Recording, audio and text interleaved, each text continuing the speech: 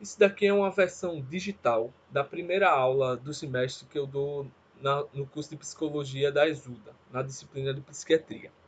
E aí ela perde muita de sua graça nessa versão digital, porque ela é uma aula que a gente tenta fazer várias discussões, vários momentos de debate mesmo. Mas a ideia dessa aula é ser um breve histórico da psiquiatria. Obviamente, essa aula não se pretende ser um histórico exaustivo da psiquiatria, isso seria impossível, certo? Eu me baseei, na verdade, principalmente na divisão proposta por esse livro aqui, o Clínica Psiquiátrica Guia Prático da USP, do ano 2019, esse livro é de 2019. É um livro bem interessante porque ele tem exatamente essa proposta de ser um livro mais introdutório, um livro para estudantes, tanto de medicina quanto de outras áreas. E aí me baseei na divisão que eles fizeram e muitas das ideias que eles trouxeram para a gente tentar fazer esse desenho do que seria o breve histórico da psiquiatria. Para isso, a gente começa com a pergunta: o que é psiquiatria? E essa pergunta já daria muitas e muitas e muitas discussões. E eu espero até que em outros momentos a gente consiga explorá-la, quem sabe, com outras conversas. Mas, se a gente tentasse propor uma definição, a gente poderia ir para a etimologia, né? Para o significado da palavra. A psiquiatria é o psique, que é o grego para alma, e o iatros, que é médico, tratamento médico. Então, é o tratamento médico da alma, mas a alma não no sentido espiritualizante, tá certo? A alma, nesse sentido, principalmente no sentido grego, isso daí também está uma boa discussão de filosofia, antropologia e por aí vai. Mas a gente poderia dizer que a alma, no sentido grego, ela tem uma noção de unidade do corpo mesmo. É quando está se referindo ao ser humano. Então, é o tratamento médico do ser humano, certo? Isso é bem interessante, na verdade, né? Hoje em dia, a gente poderia dizer que a psiquiatria é uma disciplina médica que tem como objetivo prevenir, diagnosticar e tratar transtornos mentais. Só que a gente já teria 5.000 horas de conversa, né? Na verdade. Primeiro é a questão de que a psiquiatria é uma disciplina médica, certo? Muitas vezes os psiquiatras não se sentem tão médicos e os médicos nem se sentem tão do mesmo grupinho que a psiquiatria, provavelmente por conta das questões subjetivas que a psiquiatria muitas vezes traz à tona. Mas é uma disciplina médica, certo? Hoje, o psiquiatra está dentro do conceito de medicina que a gente tem. Embora o que é o conceito de medicina também é uma discussão muito ampla. Mas o meu ponto é que o psiquiatra tem sim como algum de seu objetivo avaliar um diagnóstico, propor um tratamento e ter maneiras de tentar prever isso que o psiquiatra entende como adoecimentos. Embora a palavra doença também seja uma palavra perigosa, e a gente explora isso numa outra aula, aula sobre o diagnóstico psiquiátrico. A palavra doença ela pode carregar consigo muitos conceitos que não são os ideais e talvez não sejam os mais apropriados para a gente se referir ao objeto da psiquiatria. Por isso que existe a palavra transtorno. A palavra transtorno é a palavra mais ampla, que também é uma palavra mais interessante, talvez. Mas tudo isso está dentro de um conceito médico, certo? O psiquiatra é um médico, é um profissional da saúde que vai propor uma avaliação e uma intervenção. Isso é muito importante de ficar claro.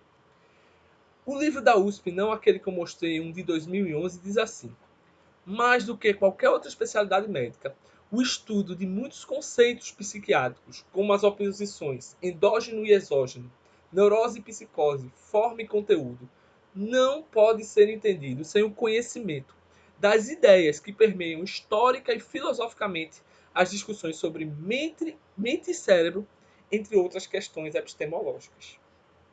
É exatamente por conta disso que a psiquiatria é algo assim tão apaixonante, não é mesmo?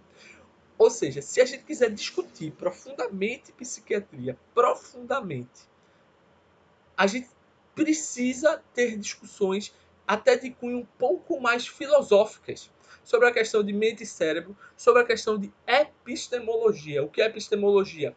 É a disciplina da filosofia que reflete sobre a forma como nós adquirimos o conhecimento.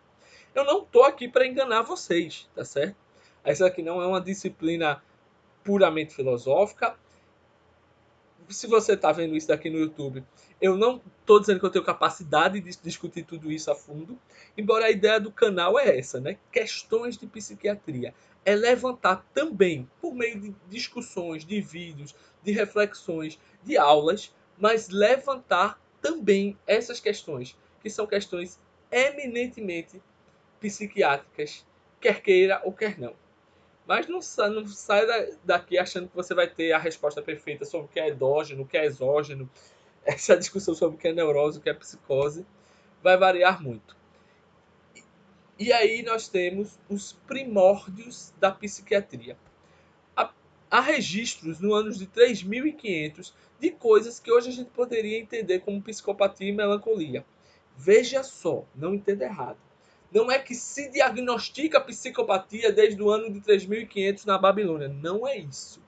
Coisas que, olhando para trás, hoje a gente pode entender como registros de comportamentos, de expressões psicopáticas e melancólicas, já estão registradas, já tinham interesse humano desde o ano de 3.500, certo? Nos anos 2000, no Egito, há quadros que já eram considerados sendo causados pelo fato do útero estar fora do lugar. Hoje, esses quadros comportamentais, certo? Se desenvolveram no conceito que a gente entende por histeria. A explicação de que o útero está fora do lugar e por conta disso a pessoa tem alterações comportamentais não é uma explicação aceita, já faz algumas centenas de anos. Mas esse é o nome, a origem do nome histeria. Histeria vem de histeros, certo? Que é o grego para útero. As crenças no sobrenatural e nas possessões como causas das doenças mentais, e aí você tem que entender, como causas daqueles comportamentos, não havia necessariamente um conceito claro de doença mental. Passam a ser confrontadas na medicina grega, como no seminal trabalho sobre a doença sagrada, de Hipócrates, que aborda a epilepsia como doença do cérebro e não um mal no qual o sobrenatural esteja presente. Mas Pedro, epilepsia? Não, Pedro, você está muito confuso. Epilepsia não é coisa neurológica? É sim. Na divisão que temos no século XXI, baseado na ciência empírica, a epilepsia é uma doença tratada principalmente, abordada principalmente pelo neurologista. Embora a epilepsia possa ter sintomas comportamentais e o psiquiatra tem que ter alguma noção de epilepsia, porque isso é algo que ele pode se deparar na prática. Mas do ponto de vista histórico, é muito importante esse trabalho de Hipócrates, que ao trabalhar sobre um adoecimento que causava alterações no comportamento, ele buscou explicações naturais e não explicações sobrenaturais para esse mal, certo? Galeno, por exemplo, descreveu o delírio dos alcoolistas e a simulação das doenças, a qual chamou de pantomimia. Propôs a existência de 3 tipos de melancolia, formas diferentes de psicoses. Profundo conhecedor dos textos hipocráticos, Galeno reafirmou a exatidão da descrição da melancolia e realçou que, embora os pacientes pudessem ser diferentes uns dos outros, todos tinham medo e falta de ânimo como sintomas cardinais, como sintomas centrais, certo? Então, Galeno é outro médico grego que traz muitas das questões trazidas por Hipócrates. E ambos, tanto Galeno quanto Hipócrates, trabalhavam a chamada teoria dos humores. Humores é literalmente fluidos, certo? E a teoria dos humores, que não é uma teoria de grande relevância para os dias atuais. Não é que nós médicos continuamos acreditando nisso, na verdade não acreditamos mais.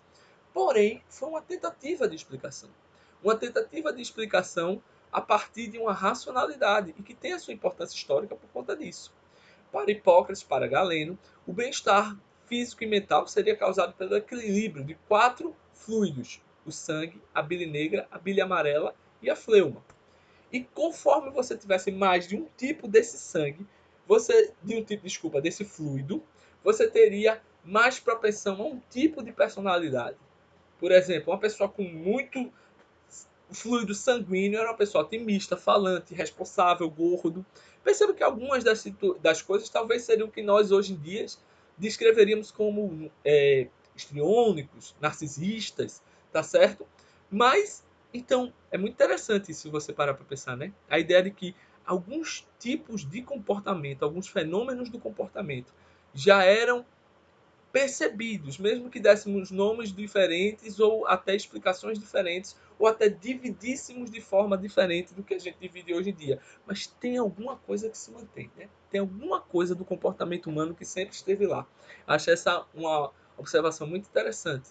E por aí vai. Uma pessoa colérica seria uma pessoa mais explosiva, ambiciosa, mais tendência magra. Uma pessoa melancólica com o humor da Billy Negra, né? Seria a pessoa mais introspectiva, pessimista, magra.